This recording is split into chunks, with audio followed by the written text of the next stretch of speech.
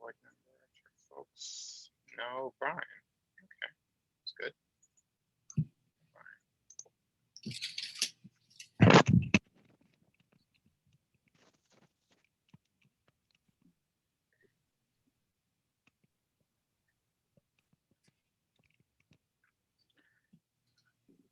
Hi, Susan. Can you hear me? Yes, I can hear you. Great, thank you. Just wanted to double check. Hey, Dana. Hey, Susan. Hi. Mike. It's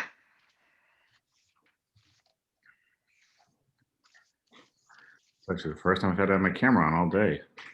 Lucky I was like doing my meetings in pajamas for a while after my kids went to school. I was like, I don't have to take a shower yet. So, but for you guys, although I am wearing my scout pants because as soon as this is over, I've got to change into my scout uniform and go and volunteer at my son's scout troop. So That's me, and that's the other person. So I think they keep our faces off. Item 4. pull up our agenda. Go change.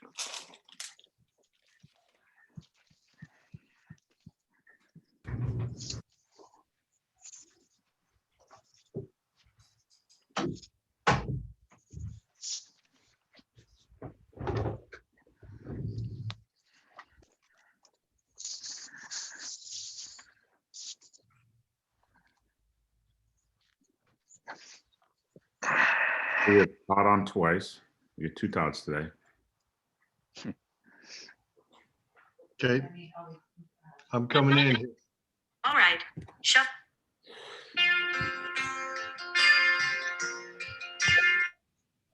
Siri. Yeah, Gary's not in yet. Waiting for Gary. I'm here. Oh, I hear you, but I don't see you. You're not pictured. Oh, I can do my video. There we go. Oh, whoops, I don't have my video on. Ew.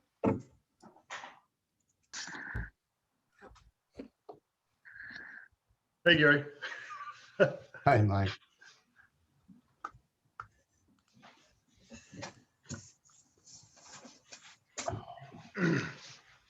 All right, if we can have just the applicants whose items are up, have their camera on. So Mike and Marianne, if you could turn your camera off till we get to your item, please. Go ahead. Thank you. Should I just go in and come back in? You can stay in the meeting, just keep your camera off till your item's heard. Just a little cleaner that way. Okay.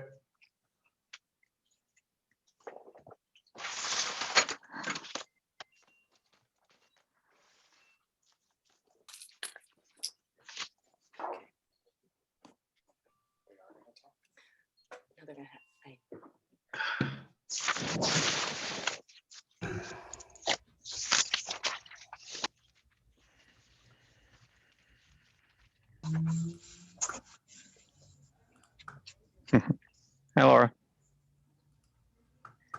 You're muted, Laura. Hi. Hi. Hi. Oh, Hello there. Awesome. Laura plus special guest. So I think we've got a full quorum. Daniel, should we go get started? Correct. And again, if everyone can turn off their cameras until your item is heard, that would be great. Thank you. Great. So I'd like to call the Historic Preservation Board regular meeting to order at 5:02. Could we have a roll call, please? We can. Member Blake, Here. Member Moore. You're muted. Here. Thank you. Vice Chair Walter. here. Folks. Here. All righty, we have a quorum. So let's go to, do we have any modifications or postponements on the agenda?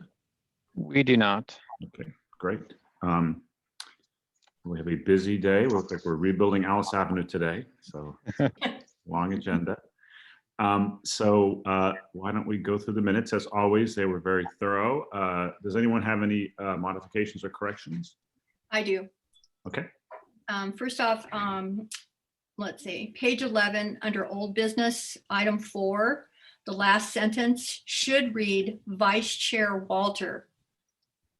What did it read? Folks. Oh, Oh, I missed that. Well, good, thanks. I don't want to format a spreadsheet. Okay. The second thing is on page 12, under planner Daniel Thema, the second bullet. Let's see if I can read this. He cautioned that the HPB ordinance update is not yet codified. And shouldn't that say the Mills Act update is not yet codified? Correct. It's a good catch. And those are the only two that I have.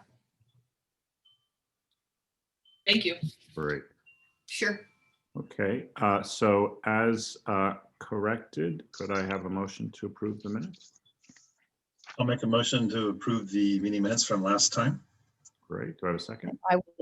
I can second that. Wonderful. Any discussion? Could we have a roll call, please? Aye. Moore, Aye. Vice Chair Walter. Aye. Folks. Aye. 4-0. Wonderful. All right, moving on to oral communications. This part of the meeting is reserved for individuals wishing to address the board on matters of community interest not listed on the agenda. Is there any oral communications from anyone? I have none. Okay. Well, let's go then to board and staff announcements. Any announcements? I just have two announcements, just reiterating from the email I sent earlier in the week that the council will be continuing their discussion on next year's budget, including the work plan item. So the city manager did indicate to me that he will bring to their attention the Mills Act update that's been underway. So the council will need to either authorize that or not at their discretion for the following work plan. Also wanted to inform the board that the city manager has hired a new director for our department.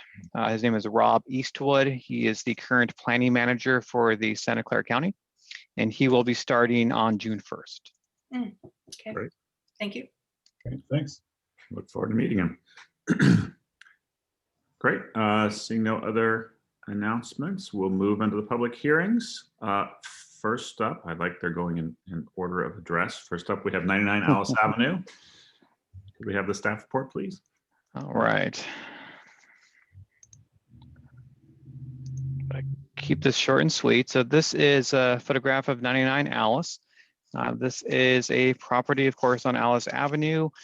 This is a fairly minor tier 1 alteration permit to allow for some alteration to the rear window, specifically removal of 2 French doors and an exterior chimney to be replaced with a new sliding door. Let me just pull up these plans quickly. The scope of work is occurring at the rear of the property. This rear portion of the house is new. That was constructed a few years ago. Here we have that alteration, the existing rear elevation and the proposed change. The plans also do indicate infilling of an existing window as shown here. So again, this is at the rear of the house. There's noted in the staff report, any alterations, this will go for all three of tonight's items, are subject to compliance with the Campbell Historic Design Guidelines, as well as the Secretary of Interior standards, predicated on the board making the applicable findings that have been incorporated into the city's current historic preservation ordinance. Technically, the board provides a recommendation to the director that's effectively sets the standards in which a building permit application is formally reviewed. In this particular case, since the changes to the windows and the chimney affects the non-historic component of the home and is not visible from the street, a very nominal scope in nature, staff does believe that the proposal does comply with the aforementioned requirements. I will note, however, we have a condition of approval that actually is incorporated across all three applications, deferring specific material selection for the windows to the director, which again is the staff in this particular case. That condition indicates that a higher material requirement is required, specifically non-vinyl or aluminum windows. And I know the applicant does have some desire to have a discussion on the material for the windows. With that, I'll take any questions the board may have. Thank you.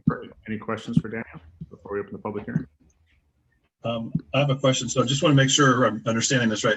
So this is a change to a new addition that we approved a number of years ago, correct? Correct. And so question is, this for all, I never asked this question before. If we approve an addition to a historic structure, is that addition now qualified as a historical component that we would then have purview over? Yes, the applicability of I the couldn't historic- catch what you're saying. Sorry. Wait, Susan, didn't understand the question. Todd, could you repeat Well, it? this is an addition, that it's a new addition. For structure. So is the, hey, Laura, Ryan, would you mind muting board member Moore? Thank you. thank you.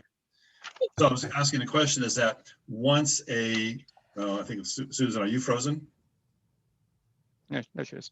Oh, no, she is. Okay. So anyways, I was asking the question is, it's an addition to a historic structure. So since it's now part of that historic structure, do we have purview over it in the future because it's not a historic component? Even though Yes, it's in so the back of the house. the historic preservation chapter does not create that distinction between an original component or the new portion of the house. So the entire structure is subject to the ordinance as currently written. There is some nuance to that, however, because this addition was approved under a conditional use permit under the prior ordinance, it did kick in this permit requirement under the Tier 1 historic resource alteration permit. Moving forward, if in the future the board approves a Tier 1 historic resource alteration permit for an addition, and then someone subsequently wishes to make this type of minor change to it, arguably that's a type of change that could be approved by staff. If you recall last meeting with 20 Alice Avenue, there was some discussion in the staff report that talked about minor changes and major changes. And major changes need to go to the board, but there is some allowance for those minor changes to be made administratively at the staff level. And that's what we can do in the future. But this one just kind of straddles the line between the two ordinances, and that wasn't really an option. Difficulties. Right. So that's a discretionary portion. Correct. Okay. Hmm. All right. That's the only question I had. I have no questions. I do think that what staff is recommending is appropriate. Chair Folks, your mic is. I'm you're having muted. difficulty. My screen keeps freezing. It's your internet connection. You might want to turn off your video. The bandwidth of the audio will be easier to get through without freezing. Great. So why don't we, sorry, I had my mic on mute. Why don't we go ahead and open up the public hearing? Is there anyone who'd like to speak on this item? So as the applicant, do I have the chance to speak first? Sure. Okay, great. Thank you. Gary Coleside, architect. Thank you, everybody, and Daniel especially for describing the project, as well as these nuances that we always seem to get kind of caught in the middle between two rocks. So several times these little technicalities catch us. So we were a little bit caught off guard by the fact that we had to go through this historic preservation committee review, in that we had assumed since the addition that was made in 2015 that we are now choosing or proposing to alter what is a new structure. And so we were a little bit confused by it as well. So we had just kind of gone through and we're going to do a minor modification and get a building permit when Daniel informed us that, yeah, we had to go through a historical review for Alice Avenue. So as he explained, this alteration removes two sets of French doors and a fireplace that's no longer desired, and opens up into a more of an opening, a wall of glass, which on a normal historical home that's visible may not be appropriate, but this is truly not visible from any public view point. It is really secluded into this interior, not interior courtyard, but it's a courtyard. So we still feel that it's appropriate for this home and this project, and I hope you guys do as well. What I do want to talk about is the choice of the material for these doors. There is the assumption that aluminum windows are cheap and not appropriate for old homes, and that is true, I think, for the most part, but this is not your typical aluminum window. These are high level aluminum sliding doors that cost much more than a wood door, and so they have the same thickness as a wood window. We're going to finish them with a color to match the rest of the house, which would be like a powder coated white. So that's the caveat that we're asking for. If Daniel, if you maybe help me explain what we're asking for. I don't know if it's not an exception or it's just an allowance to use a higher grade material than vinyl, or I want to say cheap aluminum, like a Milgard or something like that, or something you can get at Home Depot. These are high-end doors that cost that you see in all the multi-million-dollar homes that are being done now. So I just wanted to kind of clarify that and see if that's if you have any questions on that, or if I've described it well enough for you. I did want to mention though that this addition was done with vinyl clad wood windows. So that's another one of these things that we run into where all of these historic committees all over the South Bay that we work with, they all say, we don't want aluminum windows or we don't want vinyl windows. But 95% of the wood windows that are put in today are either clad with aluminum or clad with vinyl. So they're still wood windows, but they're done in a way that preserves them for many, many decades. And so I know you guys are probably aware of the difference, and many times you guys are calling for non-cladded wood frame windows, but that's not what the ordinance calls for, right, Daniel? If I'm not mistaken, it just doesn't say it cannot be a wood clad window, right?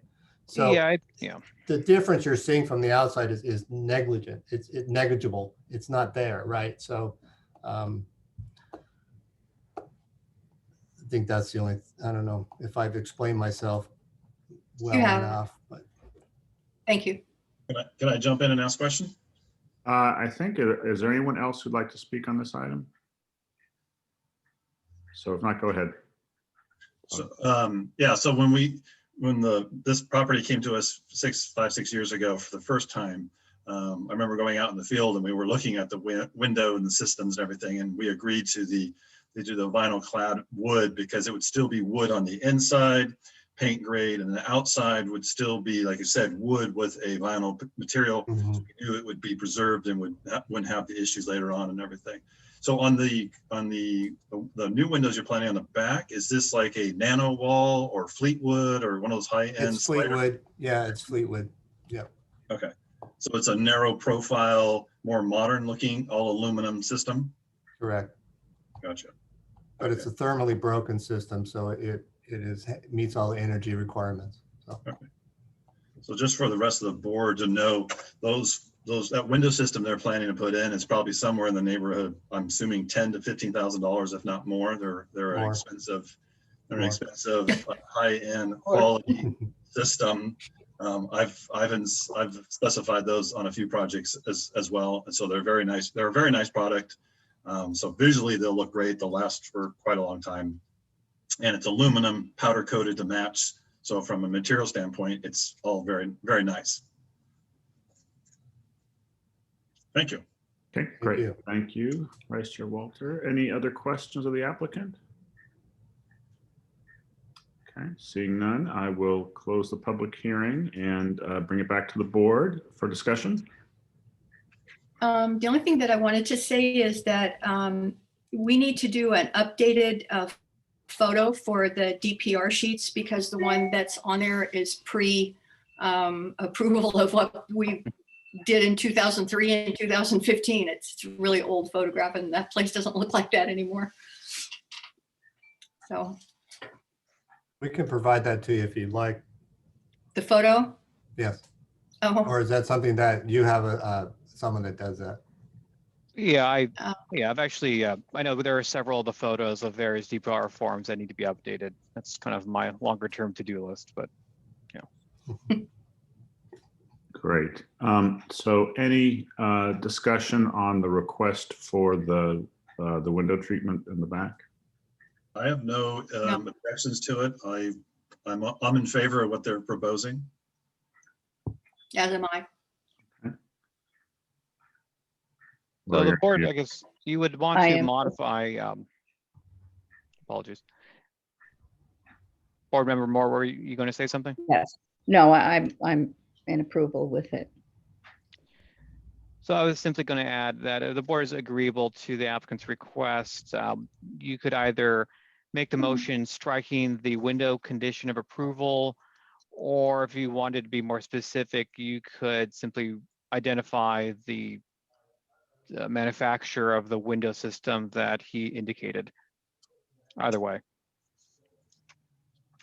Sure. Okay. Somebody ready to make a motion? Anybody gonna do it? You want me to do it?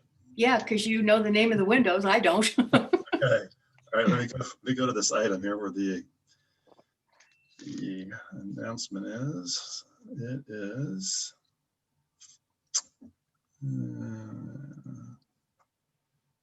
Bear with me. All these pages in this document here. It should be page 31 of the PDF. 31, okay.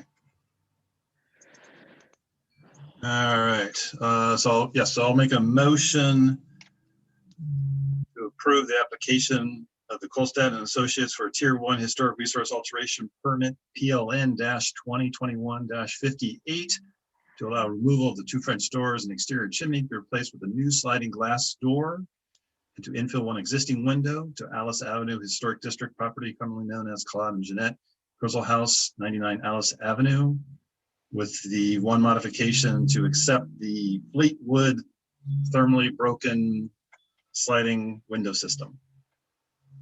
I'll second that. Okay, any discussion? All right, could we have roll call, please? And Member Blake, Aye. Member Moore, Oh, Laura, don't get up.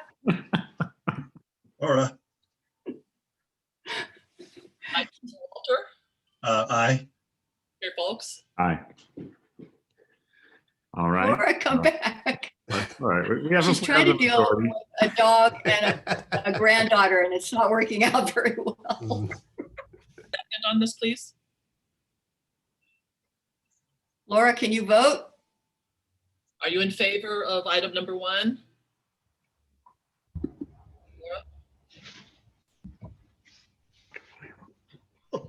Wait, We're in suspense. oh my God. Laura, we're gonna have you sit out this one. All right, so, all right, that passes, 3-0. All right, let's Thank move you. on to Thank you, Gary. our Thank you. next item. So we have item number 3, 136 Alice Avenue, Tier 1 Historic Resource Alteration Permit. Could we have the staff report, please? Yes, let's see here. I vote aye. All right, let me share my screen again. All right, so this is regarding a Tier 1 Historic Resource application for 136 Alice Avenue. This is a current photograph of the property as I took this afternoon. Let me get over to the plans. So the various scope of work presented here, first and foremost, is the formalization of the past installation of brick cladding along the front of the home. As shown in the staff report, let me pull that up here. This photo here is undated. This is from the county assessor's materials. The front of the home originally had a garage and a garage door, of course. And according to the DPR form, that had been converted to living space and then bricked up with a small window installed into it. This occurred back in the 1960s, long before Alice Avenue was an historic district. However, it was done without permits, and so it remains unpermitted to this day. So as part of this application, the applicant will need to obtain a building permit to legalize that conversion, which you can do because the property also has a separate detached garage and living unit, which are under separate permits that allows the removal of that required parking otherwise. But the board's purview really then is the I guess after the fact authorization of that brick.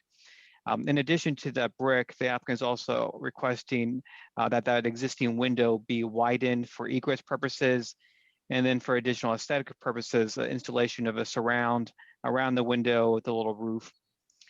Additionally, some alterations to the left side of the house as shown up here, removal of windows and a door, installation of a new door. Similarly, in the back patio, this actually might be a better view. Removal of the existing window and the 2 doors there. Lastly, there's also a request to attach what currently is an existing trellis structure that's located just adjacent to the rear of the house. Technically, this constitutes a detached accessory building that's effectively too close to the house. Typically, these buildings need to be at least 10 feet behind the house. This is oftentimes is a common situation. An easy solution is to effectively just do a light connection to the house, just so that we kind of get around that technicality.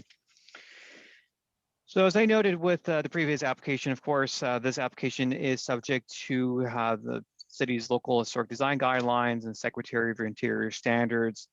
The staff report goes into some detail on the applicability of those sections. Just in terms of the window changes, these types of changes are fairly common, so long as the new doors and windows maintain similar proportion and scale and size with existing windows and with the house itself. That is generally consistent with the guidelines, and that's what this application does. In terms of the brick cladding on the garage door, that is a fairly significant alteration to the house, but it can certainly be found consistent with the guidelines, primarily for 2 reasons. It is in existence for at least 20 years prior to the creation of the Alice Avenue Historic District. So even though it may not have been permitted from a pure building code perspective, the fact that it was a pre-existing feature when the property became historic can certainly be considered a material factor in its compliance with those standards. Additionally, the use of brick, particularly the fact that it was installed in the 1960s in a ranch-style house, arguably is also a period style, and in that way could also be seen as consistent. And then lastly, with the window itself, one way or the other, this window will need to be expanded just to deal with the egress requirements. The more significant issue is whether or not the alteration to it by adding the surround and little roof is consistent with the guidelines. We did incorporate some language from the guidelines in the staff report that again just talk about ensuring some compatibility with those windows in terms of size and materials. And in that way, the window is still within scale with the house and incorporates a small roofing feature that is consistent with the rest of the house. And with that, I will conclude my presentation and take any questions. Great. Thank you, Daniel. Questions for Daniel? I have none. So just to be clear, because I was a little confused on the brick. So the brick, they want to take the brick off? No. Okay, they We won't should- leave the brick. they We only- should Got it. retain the brick, just widen the window and add the surround. Got it. Okay. That's what I was just not clear where the brick was staying or going. Right. Okay. Got it. Okay. So no questions for Daniel? All right. Why don't we open up the public hearing? Would anyone like to speak on this item?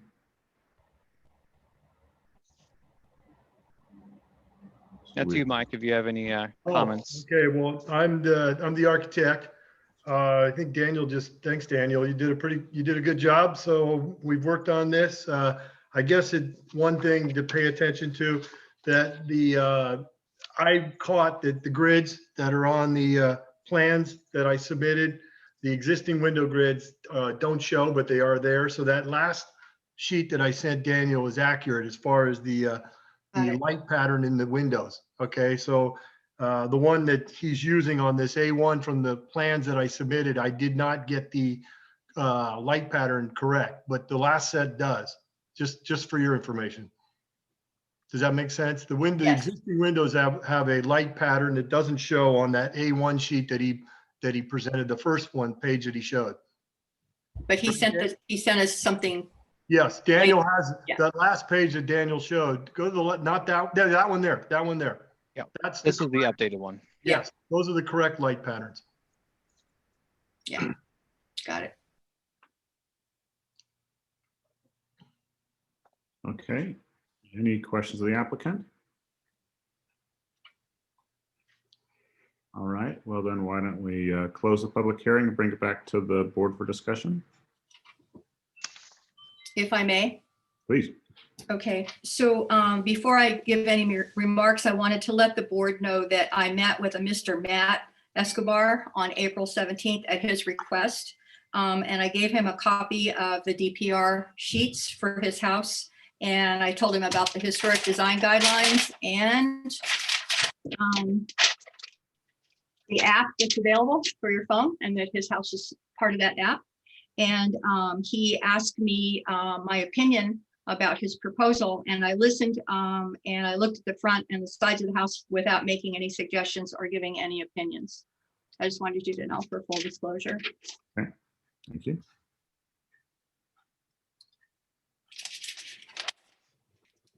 Any other discussion? Should I just keep talking or should I give somebody else a turn? No, feel free. Okay. If you got other questions, Let's see. I wanted to thank the architect for providing the latest design that you showed, because it's a much clearer vision of before and after. And I think that it actually unifies and enhances the front facade.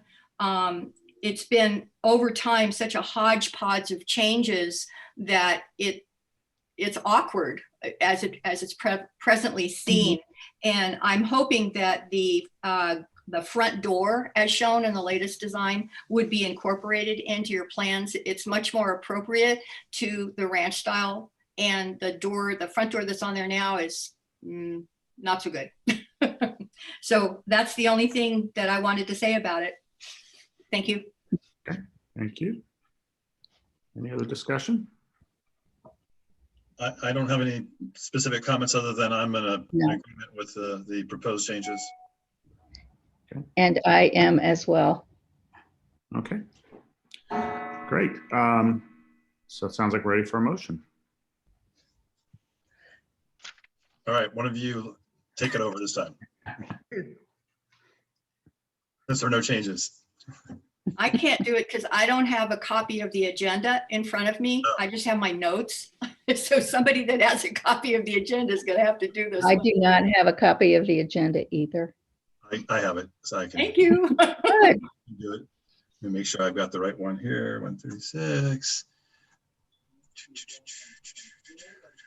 All right, so I will make a motion to approve the application of Michael and Mary Ann Escobar for Tier 1 Historic Resource Alteration Permit PLN 2021-47 to allow modifications and closure of existing side windows, installation of a rear patio door to replace an existing window, partial removal of existing chimney, formalize previous installation of brick cladding, and widening of the existing window in space of a former garage door that was removed as part of an unpermitted garage conversion, and to match an existing rear trellis structure to Alice Avenue Historic District property 136 Alice Avenue.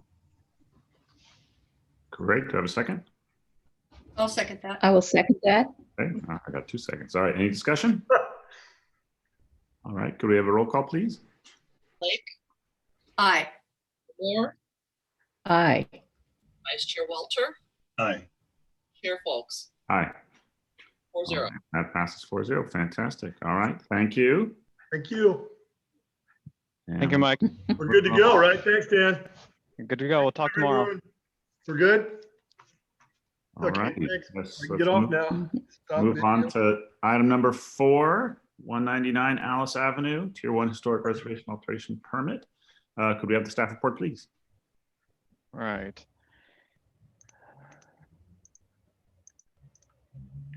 One moment. Okay. So this is an application for a Tier 1 Historic Resource Alteration Permit for 199 Alice. This would allow for an approximately 670 square foot rear addition to the home and to also formalize an existing unpermitted approximately 240 square foot enclosed patio addition to this property. This is a photograph again I took this afternoon. The house looking more towards the front and right side. This is a house looking at the left side. You can actually see the unpermitted patio enclosure addition right here. This application initially started as the proposal for the rear addition, and that's shown here on the side plan, the 670 square feet, along with the small trellis feature in the rear. As part of standard staff review, we do look at other conditions on the property. And as part of that review, this revealed 2 things. One, you had this pre-existing living unit, which the applicant has submitted a separate building permit to formalize as well. And then as part of the house itself, you have this, again, it was most likely an enclosed patio room. I believe that's indicated on the DPR form. And whenever you have a situation where a homeowner is requesting to add a new addition on a home where there is also an unpermitted addition, it's required for the city to then resolve that issue at the same time. Because of the somewhat unusual configuration of that patio enclosure, a very different roof line, plus in association with the addition, this was a proposal that did warrant a formal historic review by the city's architectural advisor, Mark Sandoval. He reviewed the initial set of plans that was submitted to the city. That report then was provided to the applicant, who revised his plans and provided a detailed response letter that was also provided in your packet. Let's take a quick look here at the elevation drawings. So we have a couple things going on. The new addition is seen here based on the feedback provided by Mr. Sandoval. The applicant did modify the plans in 2 ways to clearly differentiate the new addition from the existing home. The use of a higher roof line and different materials, breaking from the existing stucco to new siding. The increase in height does provide, of course, a visual distinction between old and new, but also provides for a cleaner break between those 2 materials, which otherwise could appear a little awkward. And then in terms of the existing unpermitted addition, staff is of course sensitive to homeowners. We are not in the business of requiring people to unnecessarily demolish the existing portions of their homes. So in this case, as an attempt to maintain what's there without substantially altering it, but to maintain some semblance of compliance with the standards in terms of maintaining that differentiation, the existing asphalt roof would be replaced with new standing seam metal. So that's what you see right here. As noted in the staff report, that is a fairly novel approach in terms of material differentiation within a historic home. I'm not aware of an existing example of that on an historic home, though standing seam metal as a material is increasingly common within the Campbell community. It was something that we started to see pop up about 5 or 6 years ago with greater regularity. That's really going to be a significant discussion point for the board, simply because the decision to allow that material likely could set some level of precedent moving forward. As noted in the staff report, Secretary of Interior standards do make clear that while there is a need to differentiate have the historic portion of the home from new additions, or in this case, this unpermitted addition that occurred after the original construction, there isn't necessarily a single right way to do it. So there is a level of flexibility if the board is in agreement with that proposal. But if the board feels that standing seam metal isn't appropriate for an historic home, or at least maybe perhaps not on Alice Avenue, there is certainly the option to just use composition roofing to re-roof that home. And arguably the change in roof line from the existing home from that addition area is perhaps enough to make it clear that it was not an original component of the home. With that, I'll take any questions the board may have. Thank you. Great. Questions for Daniel?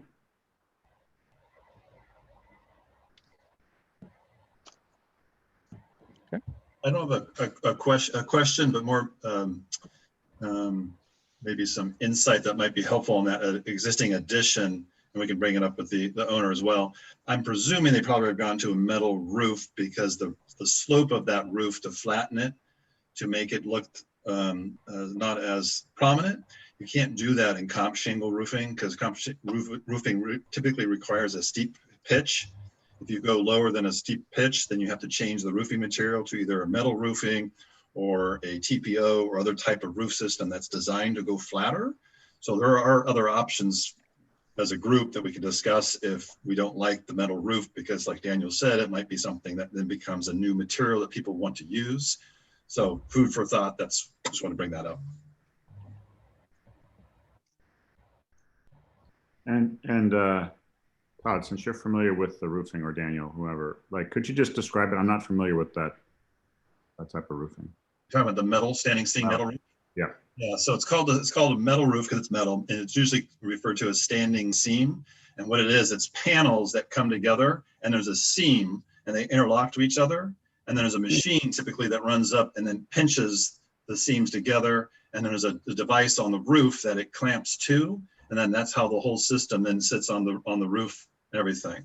So, and I mean, they're nice roofs. I've done them many times in schools and so forth. Residentials, they don't use them as much because they're expensive. And then over time, if the roofing color fades, it's expensive to paint that system.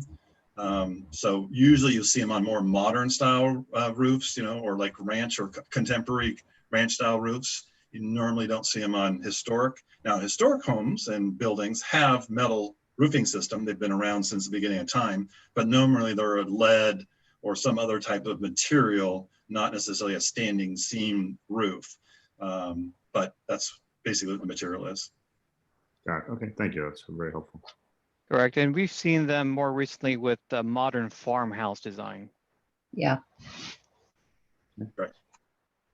So Susan, you are on mute.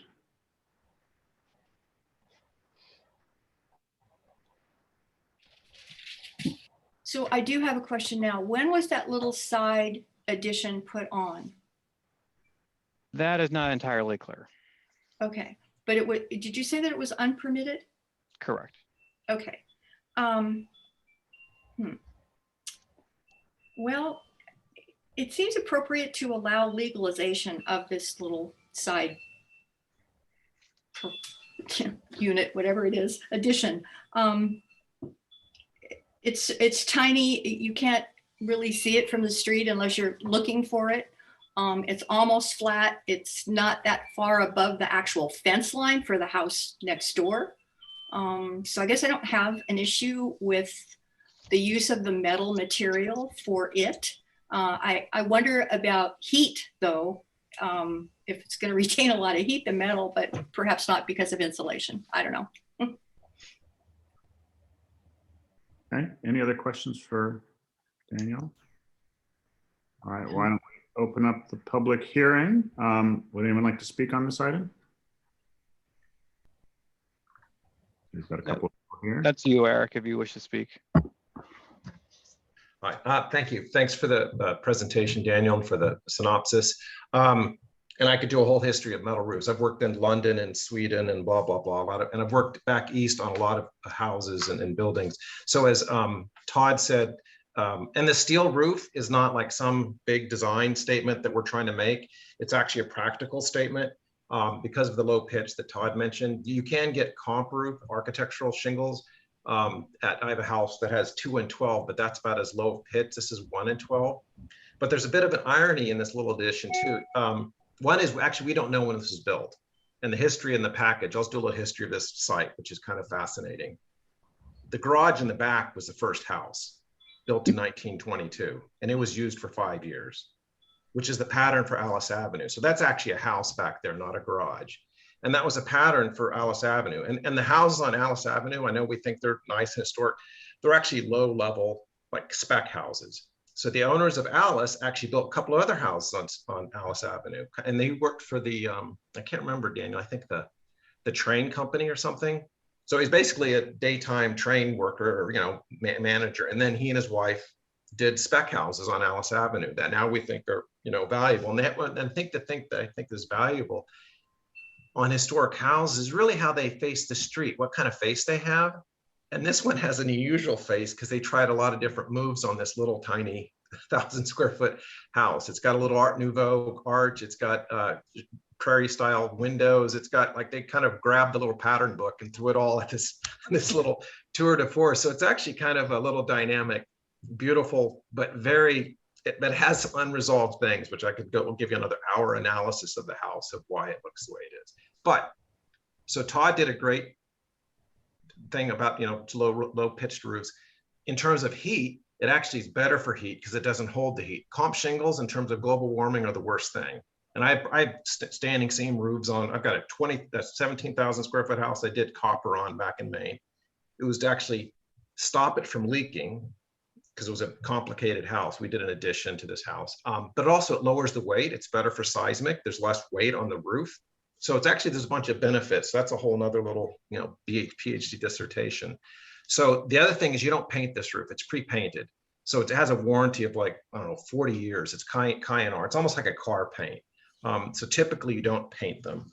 So, and the color would tend to be like something that's innocuous so that you don't really see it. But the ironic thing is, if I've worked on other historical projects, I've got one in San Francisco right now. It's Mayor Sutro's son's house I'm working on right now. And if we had done an addition to his house, we'd actually almost have to do the bedroom addition the way it is to make it look like it's different from the original house. And given how kind of funky the original house was with the turret and the arch window, it's almost like you can throw another little low pitched roof addition and it's like, okay, the house is like, can you give it to me, you know? And then there's one more component in terms of history. And this is kind of the history of American domestic architecture. There's a great book that I mentioned to Daniel called Big House, Back House, Little House, Barn. And basically the American domestic house is a cake, just a single rectangle with a pitched roof that any child, you know, draws with 2 windows in front. And that's what that's the history of our, and then they all morph. They get longer. and they had another back house, they had a taller barn, there's all these additions. So that's actually, ironically, the history. It's not, we don't have a history of like everything being the same. It's more like these other additions happen as your family grows and so forth. So that's what this house is almost trying to do. It's almost like the back garage was the first building. Then they built this tour de force at the front, this little tiny house that had a lot of personality. And then somebody did that, I'm guessing 50 years ago. Shelby Edwards, who's also on, she bought it. It's a bedroom. So it's just been a bedroom. It's not like she had a porch. It's just this part of her house. And it's a dinky house. Actually, lastly is she's got the smallest house on the whole block. Everybody else in Alice has built little villages. They actually have bigger houses, and they have all these other outbuildings with texture T111 siding, you name it. It's like California, 20th century, and everybody builds these things. Her house is actually almost the most resolute. So anyway, we're trying to do something that kind of, and we work close with Daniel, and I've talked with Mike, the historical consultant, to come up with something that I think will be handsome and last for another 100 years, and maybe another addition is done later. Maybe there's another COVID, 2 years, and Shelby has 5 kids and we need to add 2 bedrooms in the back because there's enough coverage on the lot to do that. Anyway, I'll stop my little story there, but everybody's been great listening to everybody's comments. I appreciate it. Great, thank you. Yeah. Would the property owner like to say anything? Thank you for having me. I'm happy to be here. So thank you for considering this.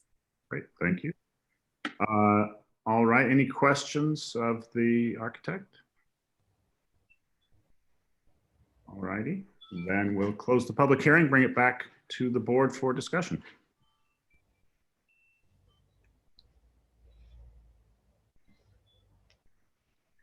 Any thoughts? No, I don't have any. Oh, it's a very, very quiet group. Very. We got it all, that other house in Alice last month, we got all of our energy out on. So. Yes. It shows you that when people present proper information and it's well thought out, then there's less questions. Things get passed through a lot easier. That is true. All right, well, if no discussion, could I have a motion? Todd? All right. We're Todd, good. All right, so.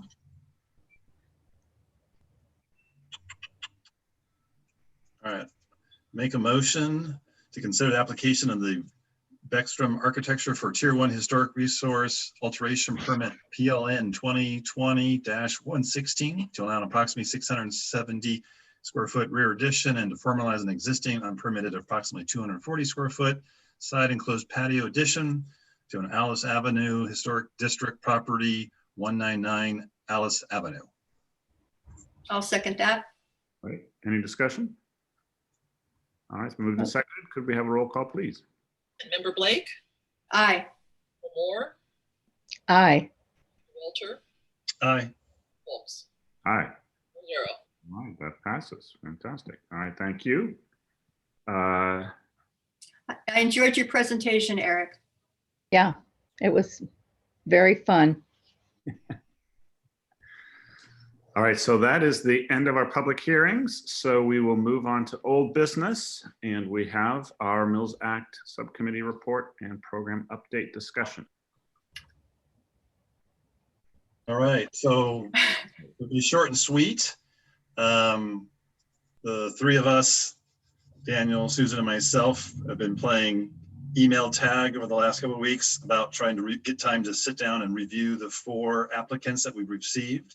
Susan and I both did our scoring sheet on a draft 5-point scoring system that we found, what we think is something that Cindy may have developed a few years ago. So we use that as kind of a basis. So at least we kind of have an even playing field in terms of how we think each of those properties will be rated. And so now we just need the 3 of us to sit down, go through our ratings and the properties to see if which ones that we feel are going to be rise to the occasion. Because if I remember right, we only have 2 spots left for the 4 that have been submitted. Yeah. So we will be working on that to finalize that component. Did I miss anything, Susan or Daniel?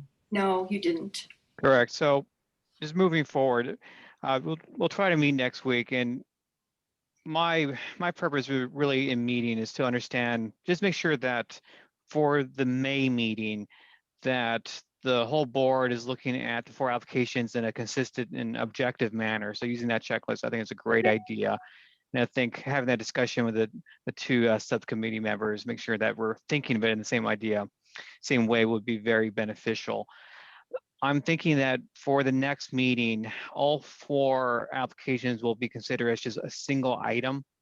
And then the board collectively can come up with its preferred ranking 1 to 4. And then we can incorporate that into a formal resolution with the rationale of how the board came to that conclusion. And then that can be carried over to the council. So, and then the council can consider it. Okay. That seems to make sense. Yeah, as opposed to one item, one item, one item, one item. I think it makes a lot more sense for all 4 to be considered at the same time. Right. And if we, obviously we'll be selecting 2 out of the 4, so the other 2 that won't be accepted at this time, is there a sunset date for their application that they would have to resubmit, or can they just be held in place until 2 more spots come up in the future when the city council opens it up for more, or how does that work, do you know? Since a lot of this is really just a function of council practice, I think that's a question that the staff report for the council meeting can certainly raise. Okay. And I think too that, I mean, certainly your ranking of 1 and 2 will be the recommendation for, you know, the 2 empty slots, but it's also important to rank the other 2 as 3 and 4. Right.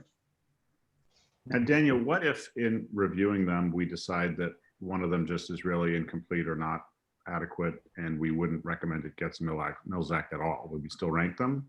I mean, would we say like, okay, 3's good and 4's terrible? Like, we'll have some differentiation there? You can certainly do that. And as I mentioned too, I mean, the limitation of 10 is really it's not anything that's codified. The council is not bound by their previous policy decision. You know, if they feel that perhaps 3 are truly warranting of a contract, they can certainly make that decision. That is their prerogative. But if the board feels that one of them perhaps is in warranting of a Mills Act contract, that can also be transmitted as part of the resolution. I mean, the resolution will, again, have a very detailed, I think, analysis of explaining why, how they're being recommended, on what basis. And if there is a scenario where one's not being recommended at all, we'll certainly document that in the resolution. A question, Daniel? Sure. Can you provide the other board members a copy of the ranking draft sheets for the next month's meeting so they have a better idea of how Todd and I came up with what we came up with? I will. And I also hope to, so the staff report, I mean, I don't want to overly influence the board on this. This is not like a standard development application where there are clear zoning standards and guidelines that go into this. There's, I think, a lot more flexibility in how the board applies these standards. And my goal here is to provide that information to you. You have a very thorough discussion, and then we move forward. Because of that, I'm hoping to then provide the materials probably a week early so that everyone has plenty of time. There's a lot of material to go through. Yep. You go through all that material, digest it and rank it, and then this way you'll be very prepared for the May meeting. Good. Thank you.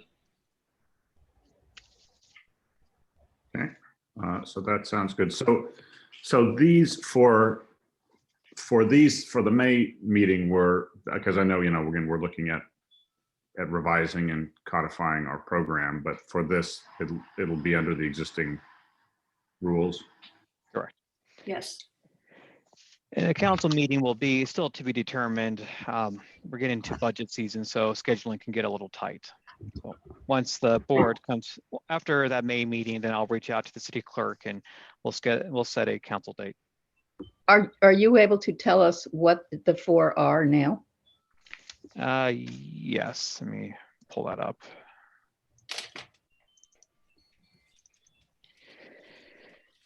So this is for 73 South First, 204 Alice Avenue, 51 Alice Avenue, and 81 Alice Avenue. Okay. A lot of Alice. Okay. They're busy. Yeah. Okay. Okay, any other questions? Alrighty. Then we are at our last item. Anything else people want to agendize for? It sounds like we're gonna have a busy meeting in May anyway. Now, just one question, Daniel. So are all 4 applicants going to be presenting at that meeting? Yes. Okay. So All right. yeah, I'll do a brief presentation, and then each applicant will make their pitch, and the board can ask questions, and then you'll have your discussion. Got it. Okay. It'll be a little bake off, you know. So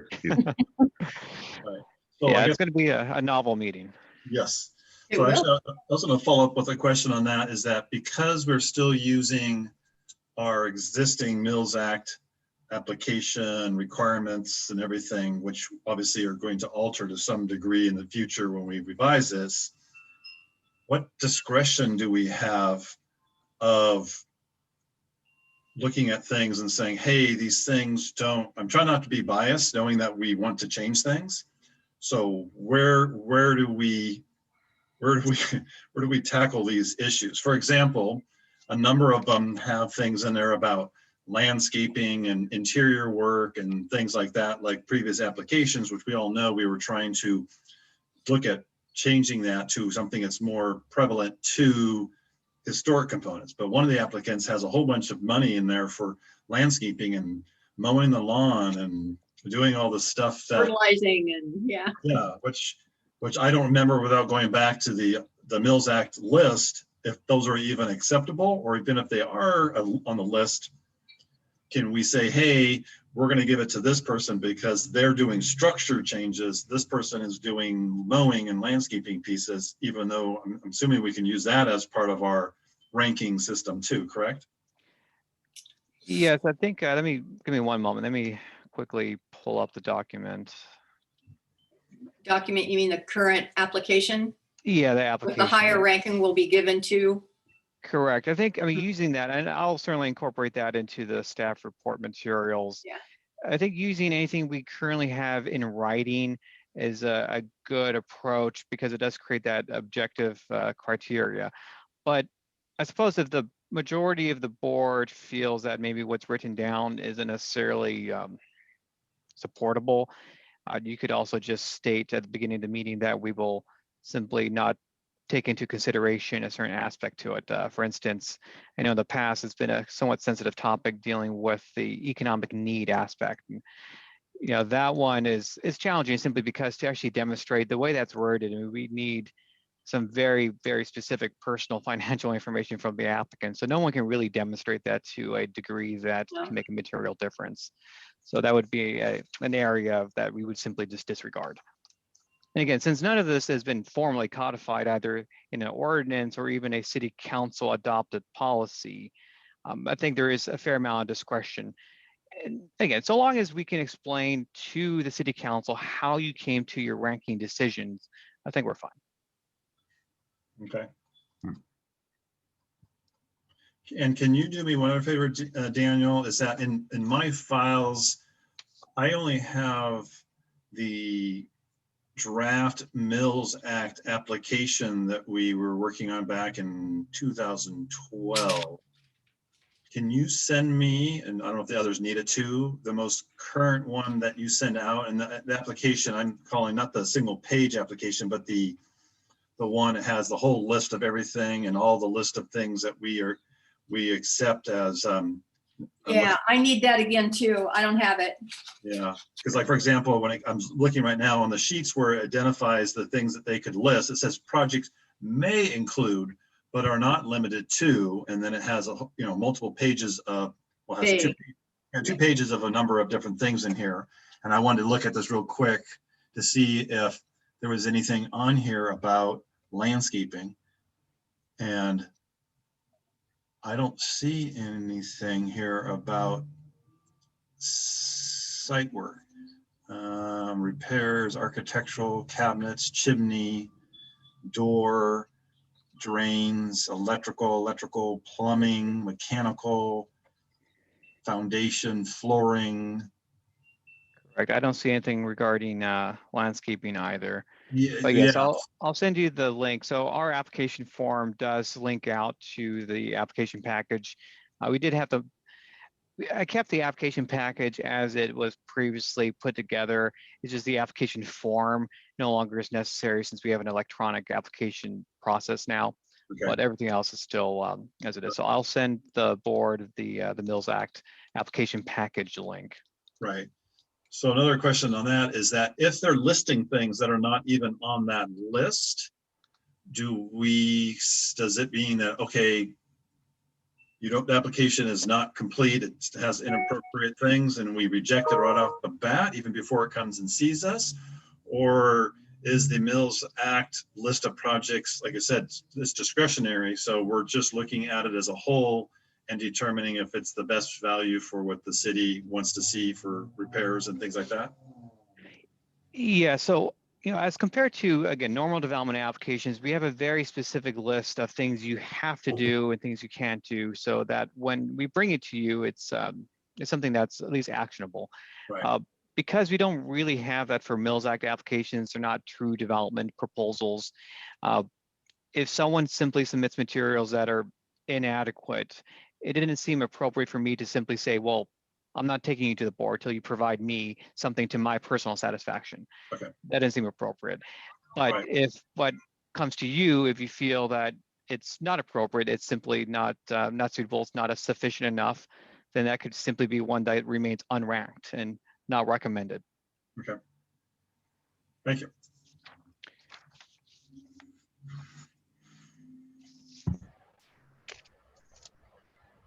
So sorry. Okay, any other questions? Susan, you're muted. If you're I know, I did that. speaking. Yeah. My dog was barking. So anyway, Todd had mentioned in an email to you, Daniel, that he was looking for the ordinance online.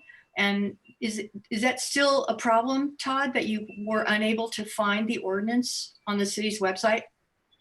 Yeah, last time I did it, when I went to the link, it kept sending me to either nowhere or something. So Error I screen. couldn't find, all I could find was just a one-page application. I couldn't find all the other kind of ordinance components, like the list of potential projects or the forms and things like that you see from it. So I wasn't sure if I'm missing the link or like the applicants, when they were submitting it, did they find the link or did they come down and just get hard copies that they filled out?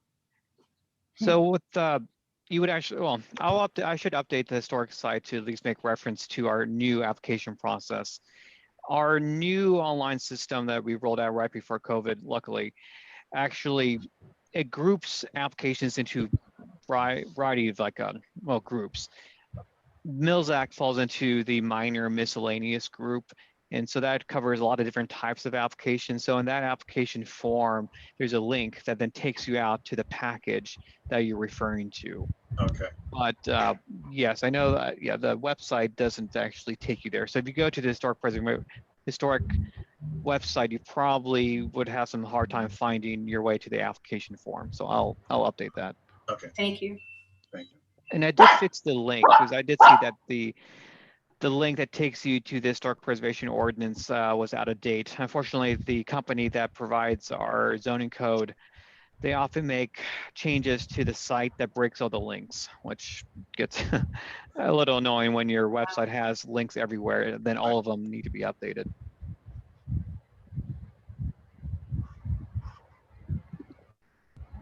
Any other questions? And I was just going to reiterate, since we're talking about Mills Act again.